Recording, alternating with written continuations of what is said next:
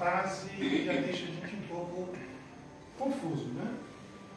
E como eu gosto de ler uns trechinhos, isso está no Evangelho segundo o Espiritismo, capítulo 5, é o item 12, no início dele. Por estas palavras, bem-aventurados os aflitos, porque serão consolados. Jesus indica ao mesmo tempo a compensação que espera aqueles que sofrem e a resignação que faz abençoar o sofrimento, como prelúdio da cura.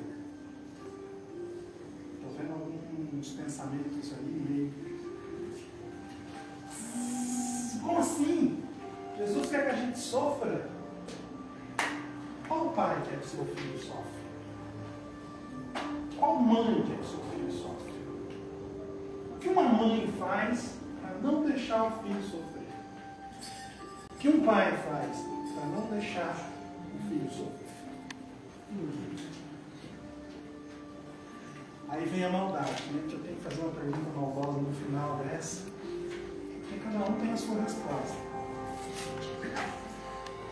Uma mãe é capaz de impedir o sofrimento? Um pai é capaz de impedir o sofrimento? Segura aqui para mim. Essa é a principal questão. Deus não quer que nós soframos. Mas nós precisamos passar por alguns processos de sofrimento. E eu escolho como eu quero sofrer. Mas peraí. Só uma besteira que está muito mês agora. Como assim eu vou escolher como eu sofrer? É verdade. Da forma como você escolhe o sofrimento, você caminha mais rápido ou mais lento. Não faz muito sentido quando a gente fala desse jeito, né? Mas para pensar. Daqui a pouco a gente volta nesse tema.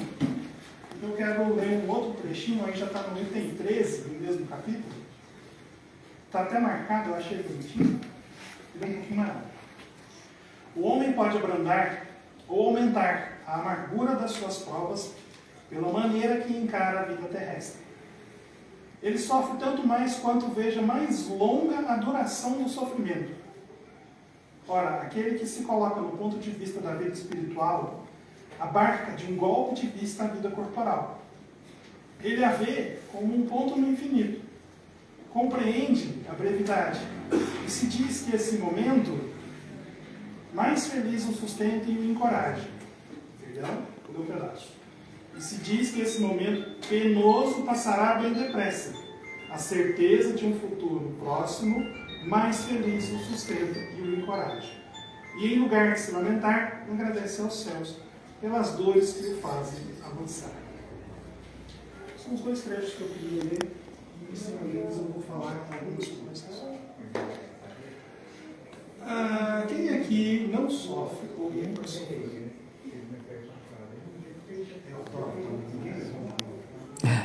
Me dá uma sensação de bem-estar, porque pô, não estou sozinho no mundo, né? Também sofro. Todo mundo sofre. Só que você escolhe como você sofre. Muitas das vezes a gente não consegue compreender essa dor, essa angústia. Ela se torna algo desgastante na nossa alma.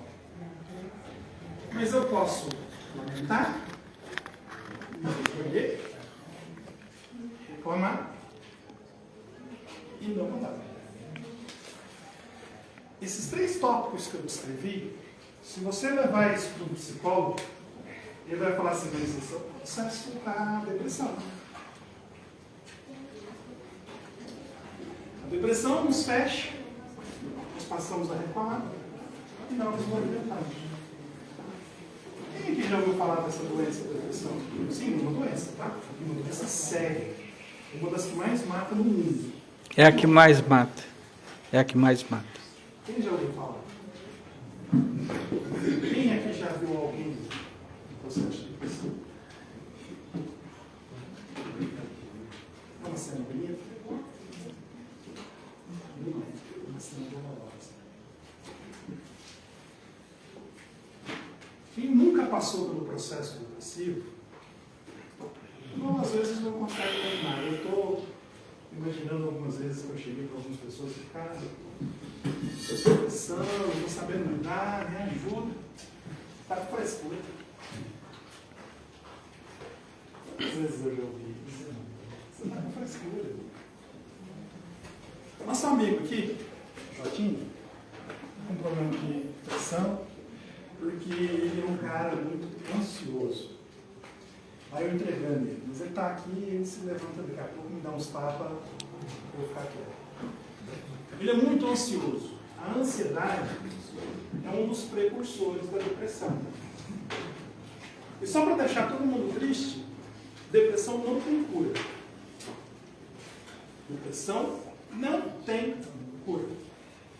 Depressão tem tratamento. E o tratamento, a partir do momento que você começa, você tem que continuar ele até o fim dos seus dias. Porque se você abrir a guarda, baixar a atenção, a depressão volta. E por que eu estou falando de depressão? Por motivos de resignação.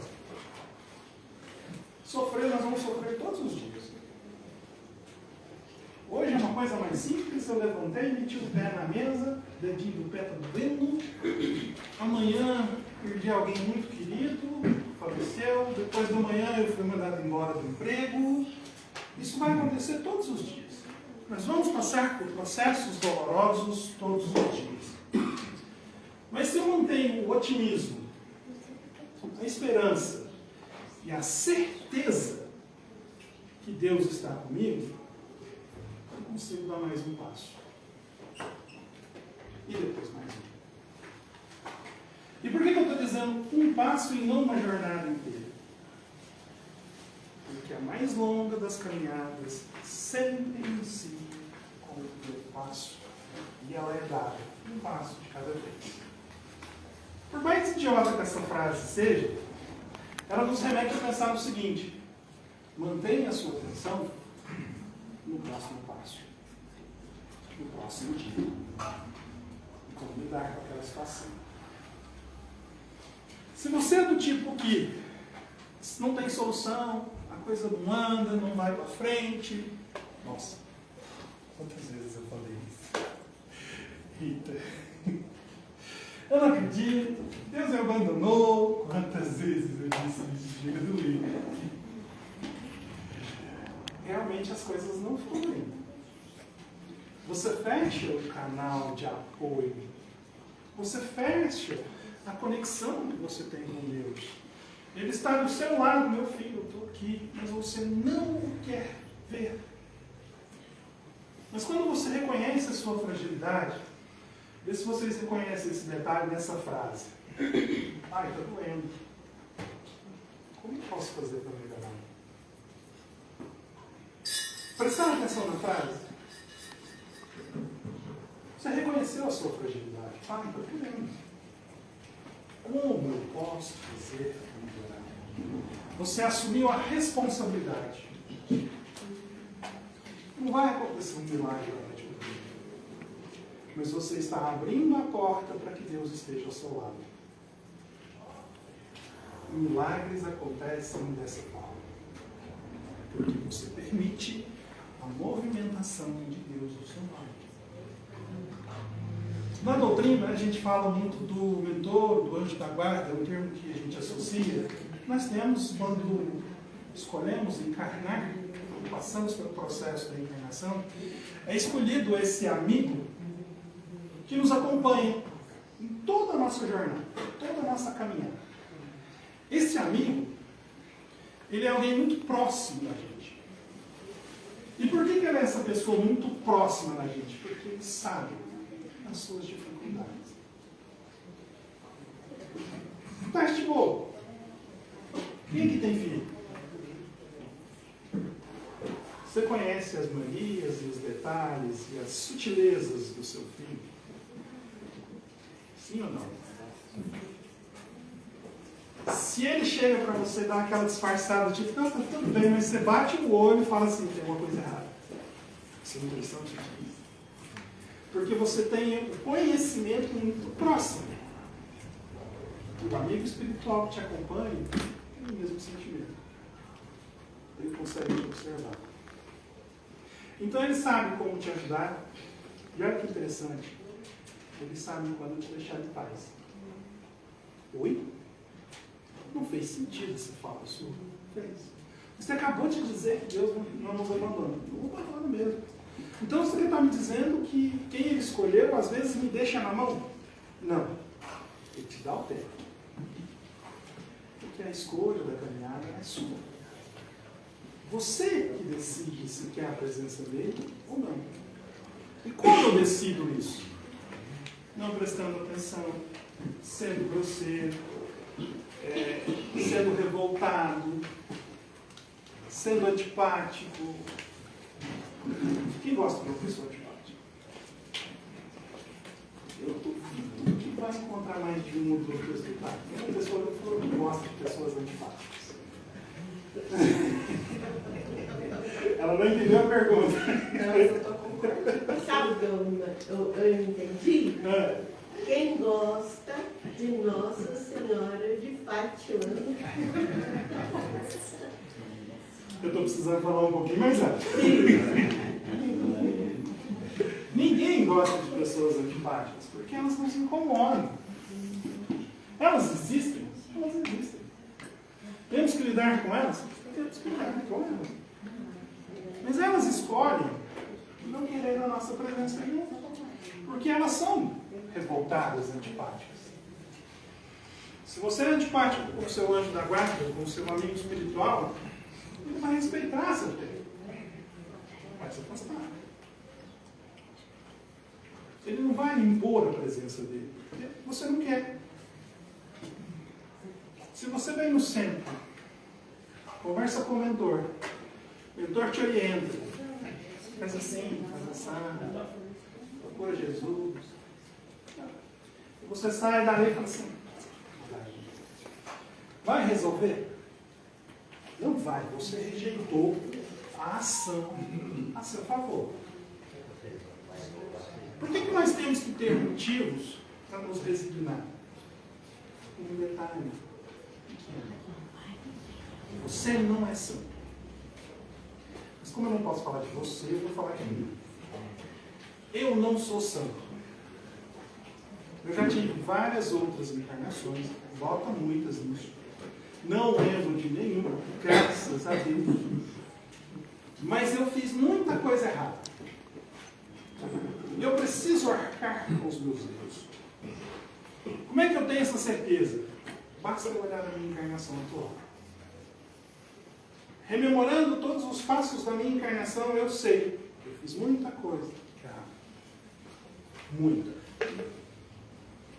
E eu preciso responder por cada uma delas. Eu errei. Então eu tenho que aprender e corrigir.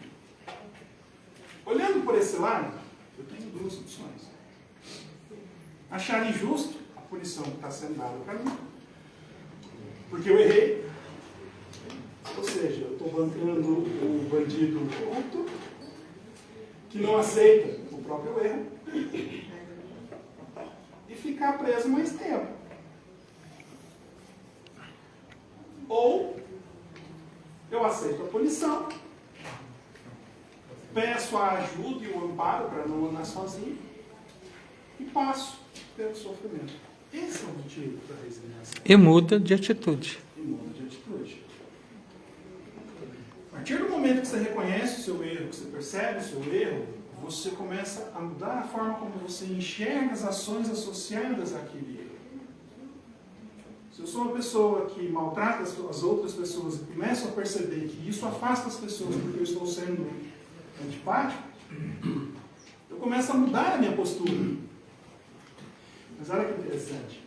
Eu mudo qual postura? A minha ou de quem está à minha volta? A minha. Eu não posso mudar a postura do outro. Aí vem aquela famosa piadinha que eu faço de vez em quando em algumas palestras, né? Fiz isso semana passada, vou repetir. Então você fica calado, você já sabe a resposta. Perguntar para o pessoal. Se souber a resposta, fica quietinho. A não ser que seja aqui a primeira vez ou que não tenha ouvido a pergunta nenhuma vez. Você já ouviu falar do tal de Chico Xavier? Ele é pouco conhecido, talvez vocês nunca tenham ouvido falar e tal. Eu queria saber se alguém sabe quantas almas o Chico conseguiu salvar. A dele? Vocês têm ideia? Não. E se eu torturar vocês dizendo, eu sei a resposta exata? Vocês ficariam curiosos? Vocês querem saber? Tem certeza? Fala, hein? Uma vez que eu revelar esse segredo, acabou. Quantas almas o Chico Xavier conseguiu salvar? A dele. Porque ele é responsável pela jornada dele. Mas se eu mudar a pergunta um pouquinho, ela se torna impossível de você responder. E como eu mudaria essa pergunta? Quantas almas o exemplo do Chico ajudou a salvar? Não dá para contar. Quando eu depuro meu coração, quando eu depuro a minha jornada, quando eu faço a minha reforma íntima, quando eu olho para os meus erros e busco junto de Deus para poder aprender a caminhar, eu posso me tornar, eu não tenho a obrigação, mas eu posso me tornar um exemplo para o meu próximo. E talvez, pelo meu exemplo, essa pessoa também se salve. Então eu tenho que estar prestando atenção em quem está vendo, quem está prestando atenção em mim? Não. Você tem que prestar atenção na sua salvação, no seu movimento de depuração, na sua reforma íntima. Mas aí entra o amor. Quando você faz o processo com amor, você pode se tornar exemplo para outros. E muito provavelmente você nem vai ficar sabendo que foi exemplo. É o caso do Chico.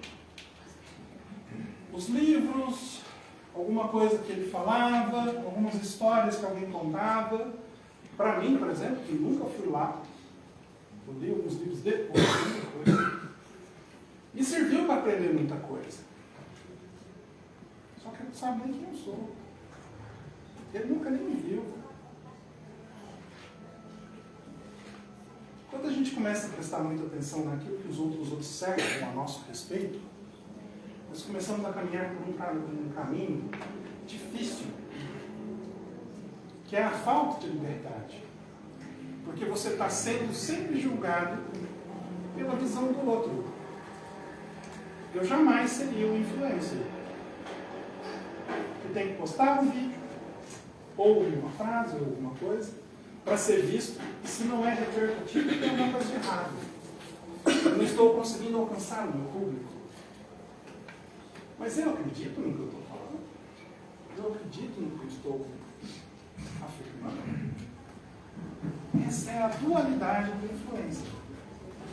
Muitas das vezes ele busca atingir impactos, resultados, mas não acredita realmente no que prega, no que fala. O que vocês acham disso? Dessa escolha de vida? Eu, particularmente, acho complicado. Mas se eu me levanto todos os dias e falo, hoje eu vou tentar ser melhor do que ontem, e começo a prestar atenção nos meus movimentos, eu termino meu dia com mais energia. Eu termino meu dia com mais esperança.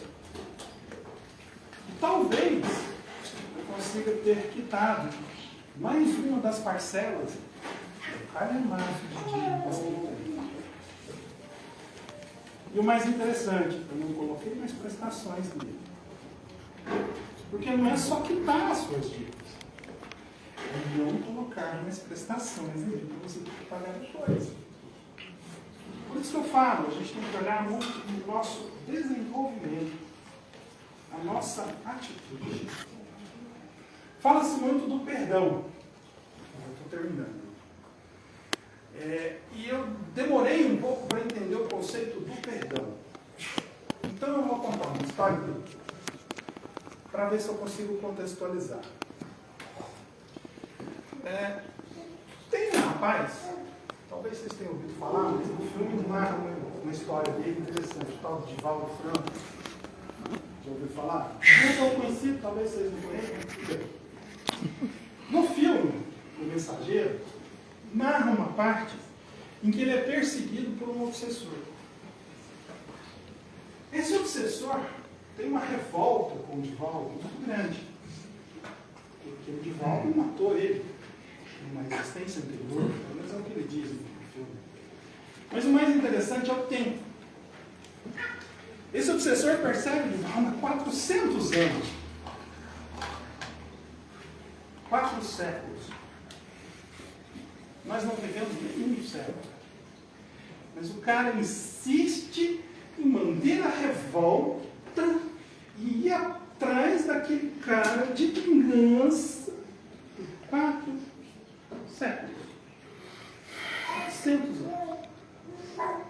Coitado de Divaldo, já reencarnou, já tomou mais umas bolachas, voltou de novo, está fazendo todo o trabalho dele, aprendeu a se depurar e seguiu. Não perdoou. A vida de Divaldo não parou. Mas o rapaz ficou carregando as correntes da revolta 400 anos. Nossa, dava para aprender tanta coisa em 400 anos. Dava para fazer um tanto de curso bacana. Dava para desenvolver um tanto de coisa, viver um monte de história. Mas é aí que está a sutileza do detalhe do perdão. O perdão é uma libertação de uma mágoa que você carrega, que o outro sequer tem noção do que fez.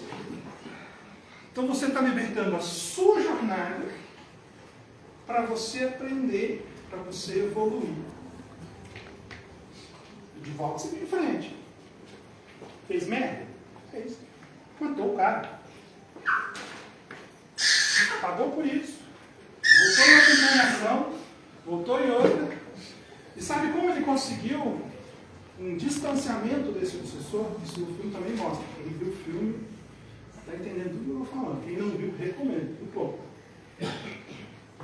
A mãe desse obsessor, reencarnada num bebezinho, foi deixada na porta da mansão do caminho.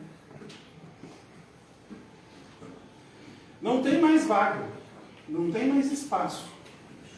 A Joana de Ângeles, a leitura do Divaldo, só comenta com ele quem ela é. E ele de pronto já deixa claro: vamos derrotar. Eu escolho pagar mal com amor. Esse obsessor assediou tanto Divaldo que ele quase pulou da ponte. Foi preciso uma nuvem de espíritos luminosos que seguraram. Ele quase destruiu a própria vida pela revolta da tortura do outro. E ele escolheu o amor. Ele escolheu amar a mãe daquele cara que persegue. Só que para o Divaldo, é uma criança que precisa de amor. Ele sabe quem é, mas ele escolheu ver a criança. Ver a doação do amor. Permitir-se fazer a sua própria revolta. Não carregar a revolta. Vocês acham que Deus apoia ou reprova esse tipo de atitude? Então é mais um dos motivos para nos resignarmos. O sofrimento que nós passamos, ele tem uma fundação educacional. Que nós aprendamos e não cometamos os mesmos erros. Só que se eu escolho me revoltar, não resignar à prova do momento, eu prolongo esse sofrimento. Você já não está bom do jeito que está. Se escolher prolongar, eu acho que você está fazendo uma escolha confusa. Parando para analisar logicamente, quando a gente olha do lado de fora, é melhor a gente se resignar e aceitar que aquilo ali tem um prazo para terminar. E se eu me revoltar, vai demorar um caminho mais. Então, você olha desse jeito. Léo, mas quando eu sofrendo, eu não consigo parar para pensar. Qual a maior dor do mundo? Pergunto para vocês. Qual a maior dor do mundo?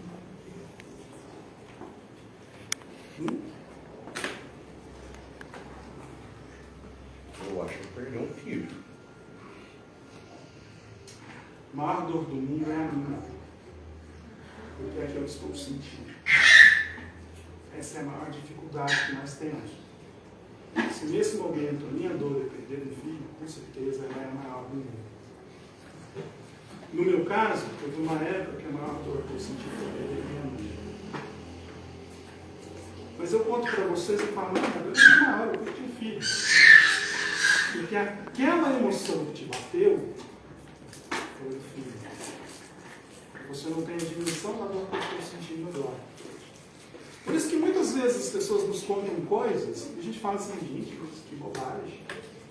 Mas porque nós aprendemos a passar por aquilo e hoje não nos afeta mais. Mas a dor do outro, ela é imensurável. E cabe a nós, como os filhos de Deus, compreender. Por isso que Jesus sempre nos pede, nós vamos a amar. Quando a gente ama, quando a gente aprende a amar, é uma das coisas mais difíceis que existem é saber amar. Quando a gente aprende a amar, a gente consegue perdoar a incompreensão do outro. Porque a gente sabe que ele ainda não evoluiu bastante. Mas eu aceitei a minha jornada, aprendi que no próximo passo eu já estou dando caminhada para o seguinte. Por isso que nós somos em níveis evolucionários diferentes. Porque nós apoiamos e aprendemos o que foi nos passado de formas diferentes. Entende? Eu já estou com o meu tempo estourado. Tá não? Só dar um toquezinho para tentar ser bem sucinto. Quem não me conhece, eu já vivi e vivo até hoje um processo de depressão sério. Eu também já fui muito ansioso e sou até hoje. O Espiritismo me abriu portas e me fez perceber nuances que eu não tinha percepção.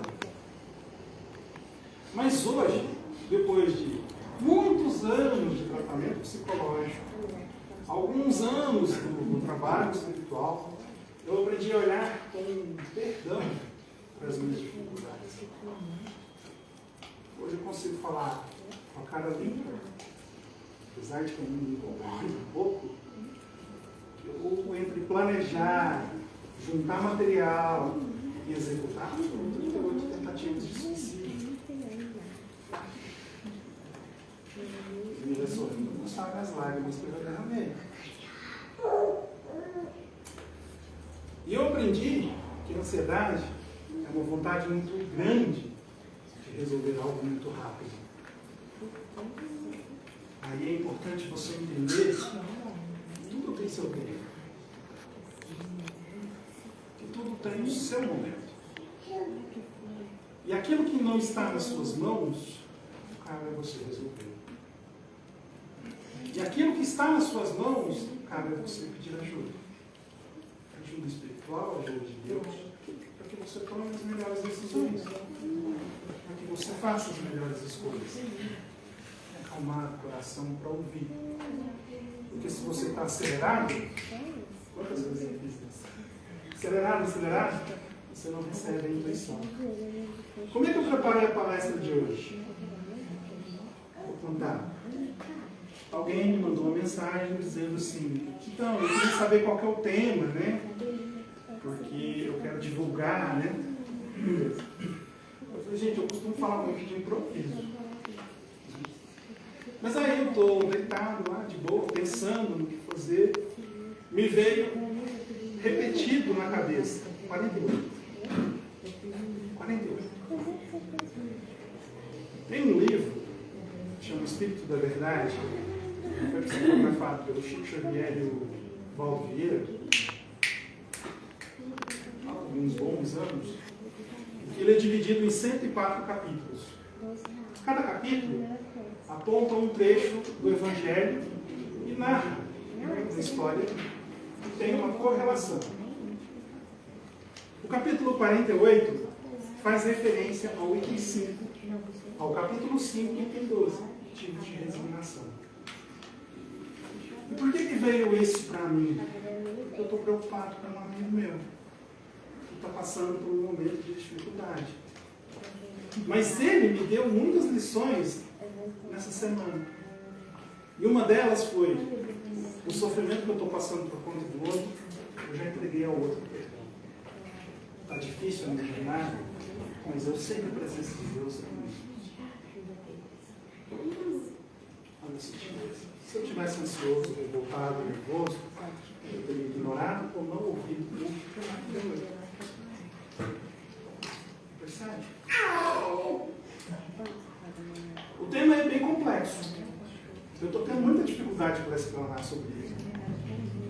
Porque eu mesmo tenho muitas dificuldades para me resignar. Eu mesmo tenho muitas coisas que eu reclamo. Mas hoje a minha prece, tento mais pedir conselho. O sofrer é tão pesado. Eu não quero continuar sofrendo. Era o que eu tinha para falar. Peço desculpas se eu não falei alguém. Valério, você diminui a luz para mim, por favor? A luz? Você faz a prece para a gente? Eu geralmente peço alguém aqui para fazer a prece para a gente. Geralmente eu aponto o dedinho. Mas eu gostaria de perguntar: alguém se candidata? Nossa, o pessoal está participando bastante, né? Ninguém levanta a mãozinha. Tudo bem, eu vou tentar fazer essa prece hoje. Vamos acalmar o coração, respirar serenamente, abrir a nossa mente para receber as palavras dos nossos anjos da guarda, encerrar esse processo de diálogo, onde a espiritualidade traz alguma intuição para que nós possamos compartilhar. Uma frase delicada, uma palavra simples: obrigado. A gratidão é a principal ferramenta para nos motivar a sermos melhores. Reconhecer a piedade e o amor divino nos dá ânimo para continuar vivendo. Pois cada passo que nós damos, nós temos a certeza de que estamos acompanhados.